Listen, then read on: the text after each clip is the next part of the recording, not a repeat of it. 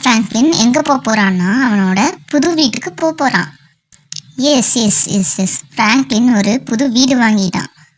வீடு பக்கத்தில் பானிபூரி கடை, பிரியாணி கடை எல்லாமே இருக்குது. அவன் எல்லாமே செட் பண்ணியிருக்கான்னு நினைக்கிறேன். ஸோ புது வீட்டுக்கு வந்தாச்சு. இதுதான் ஃப்ராங்க்லினோட புது வீடு. புது வீட்டில் இப்போ என்னென்ன இருக்குன்னு பார்க்கலாமா?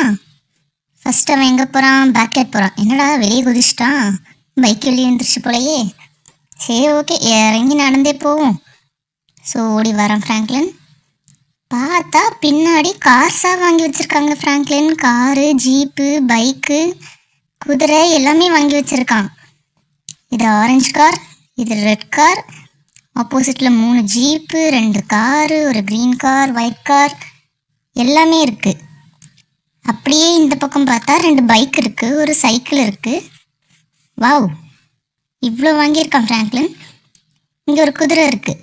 இப்போ தான் நம்ம பைக்கில் வந்தோம். ஸோ குதிரையில் ஒரு ரைடு போகலாம். ஸோ குதிரையில் வந்தாச்சு. குதிரை போகுது. ஒரு வீட்டை சுற்றி ஒரு ரைடு போகலாம். இது ஃப்ராங்க்லினோட குதிரைங்க, அவன் வாங்கியிருக்கான். நம்ம வந்த பைக் வேறு இங்கேயே நிற்குது.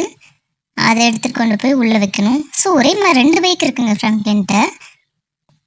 எஸ், சுற்றியாச்சு. ஓ, தண்ணியில் உள்ள புது குதிரை. இன்னும் தண்ணியே ஃபில் பண்ணலையா? சரி ஓகே. என்னடா இது, குதிரை எடுத்துகிட்டு வீட்டு